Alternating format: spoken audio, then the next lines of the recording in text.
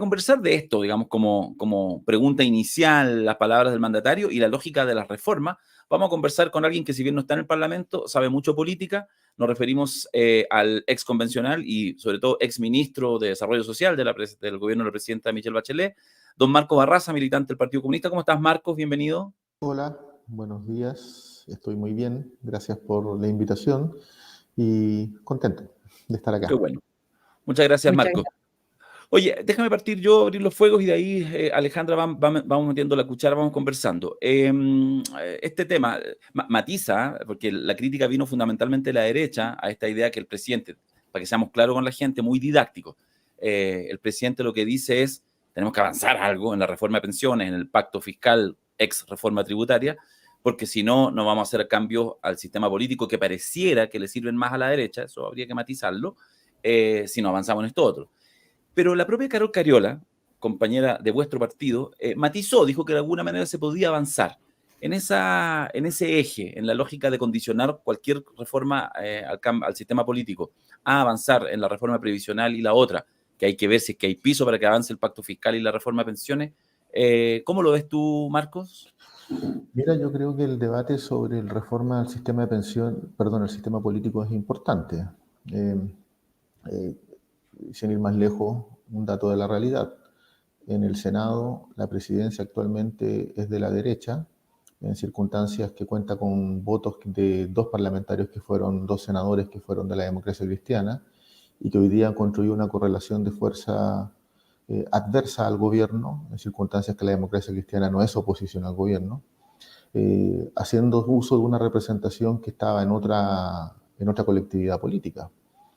Entonces, el debate sobre el incumplimiento del mandato por parte de la ciudadanía, el discolaje, como se suele hablar, es importante y tiene que ver con el tema de la representación política, cómo funcionan los partidos políticos.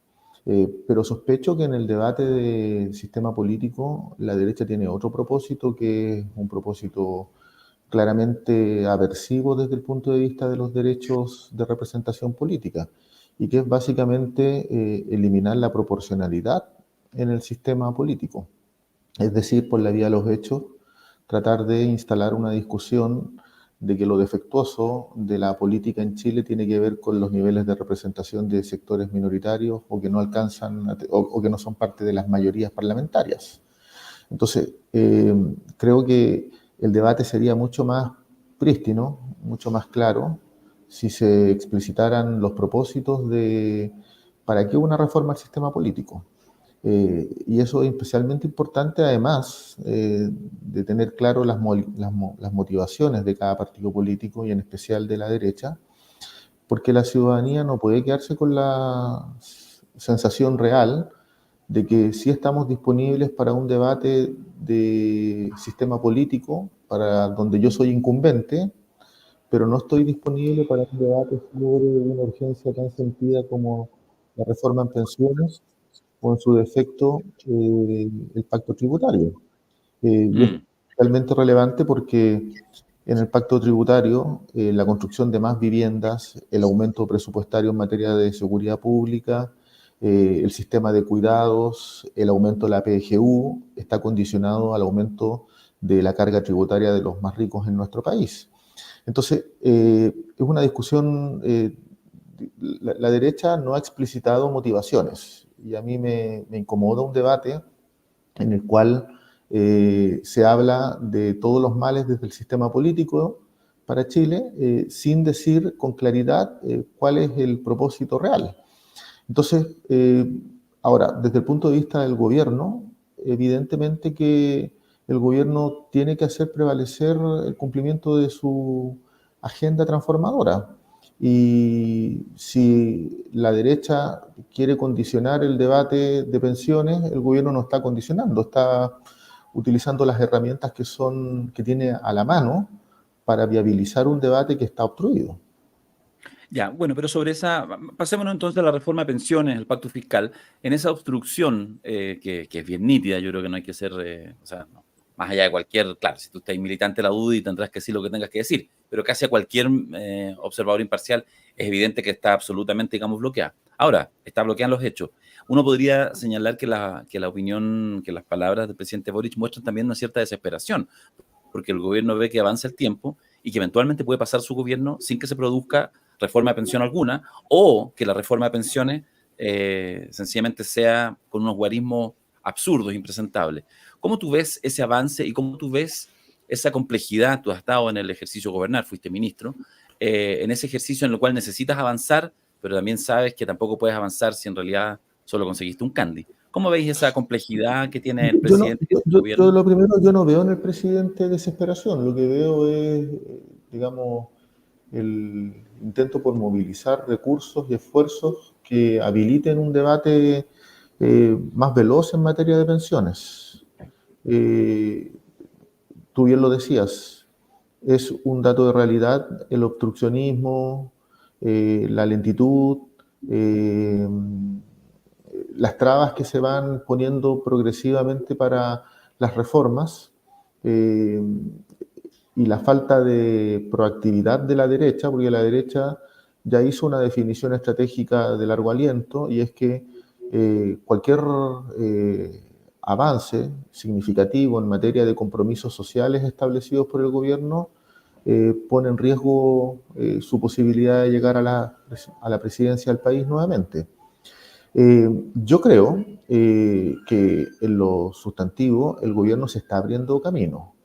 Mi impresión es que en los últimos días, y teniendo a la vista una mirada lo más integral posible de la política, pese a la correlación de fuerzas adversas en el Congreso para el gobierno, porque el dato de realidad es que en los hechos el gobierno tiene minoría en el Congreso, se han ido abriendo escenarios que tienen a una derecha muy complicada. Y este es un gallito, en el fondo. Esos escenarios son, teniendo la mirada más global a la vista, que la inscripción de la lista de los partidos de gobierno, de la Prueba de Dignidad, del socialismo democrático, más la democracia cristiana, fue un acierto, fue un logro, con un propósito común, que es que la derecha no avance ni que se instale un retroceso democrático. En segundo lugar, la elección de la mesa directiva de la Cámara de Diputados, contraviniendo todas las expectativas negativas, fue un ejercicio de acuerdos, sin ir más lejos. La composición de la mesa directiva está conformada por una presidenta que es comunista, un vicepresidente que es de derecha y un vicepresidente que es demócrata cristiano. Digo esto porque da una señal potente de que es posible construir acuerdos en la Cámara, pese al obstruccionismo de la extrema derecha y de Chile Vamos. Y en Marcos. tercer lugar, para terminar con esa tercera idea, Sí, está bien. El que se haya frustrado un intento de censura por parte de la derecha, precipitado, antojadizo, abusivo, fortaleció esta posición de acuerdos al interior del Congreso. Entonces, la derecha está actuando, digamos, de manera, o sea, conforme el gobierno provoca ciertos avances, abre escenarios, la derecha se pone más refractaria. Y eso también se deja sentir en las encuestas. La encuesta Criteria totaliza que el 57% de quienes se identifican con la derecha están disconformes con el proceder de la derecha. Marco, da la impresión de que aquí se ha producido un proceso similar al que ocurrió con los senadores designados, en que la derecha defendió a los senadores designados hasta que se dio cuenta que por correlación de fuerza el Ejecutivo iba a nombrar senadores designados que iban a cambiar su mayoría artificial y estuvo dispuesta a cambiar los senadores designados.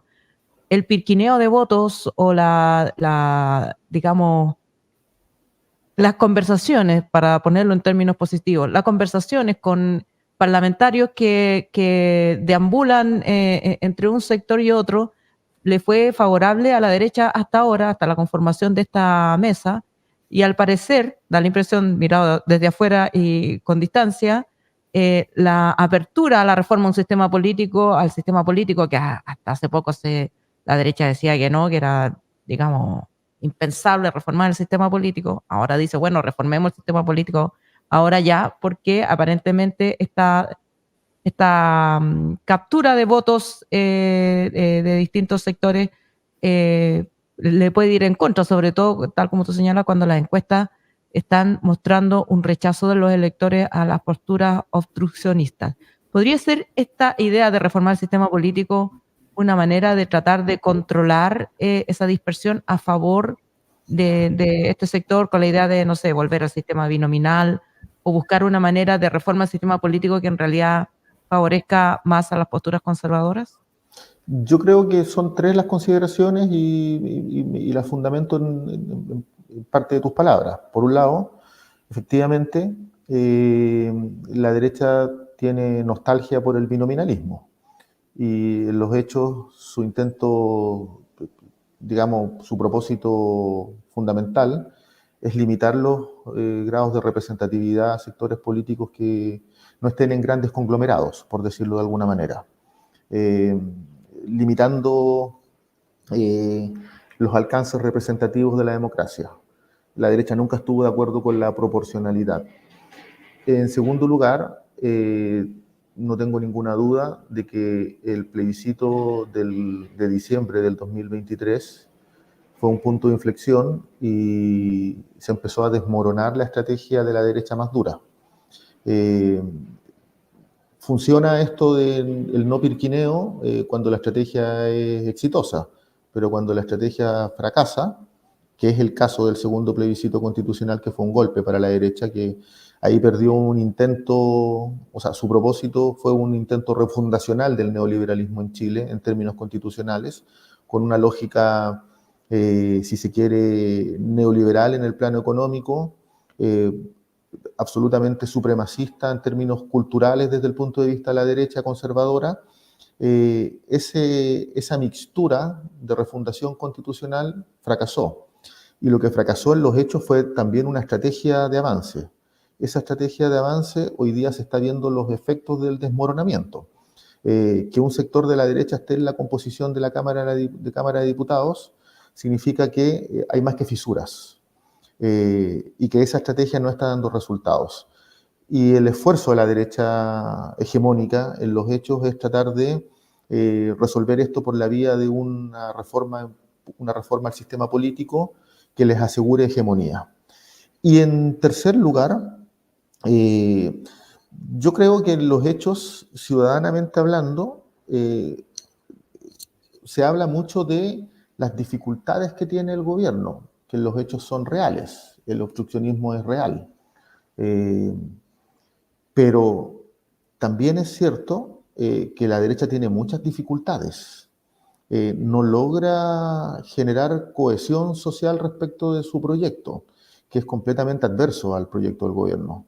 Entonces, poner como mantra discursivo la reforma al sistema político es desviar la conversación de una cuestión central, que es cuán ciudadanamente hablando se está representando los intereses de la población. Y creo que se está agotando la estrategia de la derecha. Por eso este esfuerzo por un sistema por una reforma al sistema político y que se refleja en el intento permanente de ser elusivo en los conceptos que fundamenten la pertinencia de una reforma al sistema político. Muchas gracias. Darío. Ya para despedir a querido Marco Barraza, te quiero hacer una última pregunta. Que es una pregunta para otra pregunta. ¿Has ido alguna vez a ENADE? Una vez fui a una entrevista de Icares, pero del canal de televisión. Ya. Pero no he ido a ENADE, no. O sea, ¿fuiste ministro y no estuviste en la fiesta de Chile, los empresarios, Marco Barraza? O sea, cuando uno es ministro tiene que dialogar con todos los sectores políticos, la sociedad civil y los grupos económicos que tiene el país. O sea, uno no puede abstenerse de aquello. La verdad es que no fui. No he ido. ¿Para qué voy a mentir? Los spam. Lo que yo creo es que, respecto de este debate, es que la derecha tiene una actitud extremadamente rezongona, que no se condice con las evidencias. Y quiero problematizarlo. Yo creo que la derecha, y es bien curioso, porque acabo de leer un titular de la presidenta de ENADE, donde dice que hay cosmovisiones distintas, acuñando un concepto Originario. de los pueblos originarios. Es bien, Cosmovisiones. Oye, qué bonito. es Qué bonito. bien peculiar, digamos, Sí. porque para no ser tan, digamos, Duro. duro.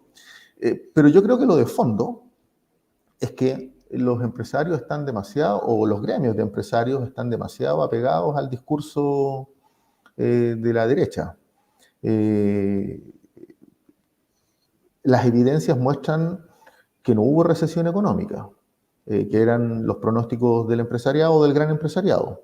Las evidencias muestran que se pasó de una inflación al inicio del gobierno del presidente Boric de 9 puntos, llegó inercialmente por efectos del gobierno del presidente Piñera los primeros 7 meses a 14 puntos y hoy día están 3,6. Leía que aumentó la tasa de industrialización del país, la más alta, 7,9 de los últimos meses, de los últimos años. Por otro lado, la canasta familiar disminuyó 1,8%, es decir, la canasta está en 67.000 pesos. Indicadores macroeconómicos muestran que el gobierno está repuntando en el plano de las finanzas. Ahora, lo digo en el plano macroeconómico porque los efectos ciudadanos, en mi opinión, aún no se perciben. El alza en el costo de la vida sigue siendo un problema real. La generación de empleo sigue siendo un problema real. Lo digo en tono constructivo, o sea, porque creo que el gobierno, así como está avanzando en el plano macroeconómico, tiene que tener, esperemos que dinamice más para que hayan efectos en el plano microeconómico en el corto plazo. Hoy día leí un estudio de redes sociales de que hay pesimismo respecto de los impactos en el presupuesto familiar de las trabajadoras y de los trabajadores. Pero eso, sin duda, en una lógica constructiva, lejos o en las antípodas de lo que plantean los empresarios o los grandes empresarios. O sea, porque tienen una conjunción con la derecha más dura en el plano discursivo que claramente no le hace bien al país y que por lo demás es inconsistente con su relato durante el estallido social. O sea, yo recuerdo haber leído notas de prensa de Luksic señalando que había que impulsar una reforma en pensiones. Sweat, de que alguien tenía que pagar la cuenta, apelando a un sistema más socialdemócrata en materia de estado de bienestar en Chile. O sea, hubo una clara alocución por parte del gran empresariado durante el estallido que se borró con el codo en el debate presente y que no se condice con las principales urgencias del país. Entonces, esa rezonga no le hace bien a ellos mismos tampoco, porque acentúa, en mi opinión, el sentimiento de desigualdad e injusticia social que existe en Chile. Marco Barraza, ex convencional, ex ministro, muchas gracias por estar con nosotros acá en 32 minutos. Soy yo el agradecido. Eso. Gracias, Alejandra. Gracias, Darío. Gracias. Un abrazo. Gracias. Ahí estamos con Marco Barraza y ahora hacemos una pausa mientras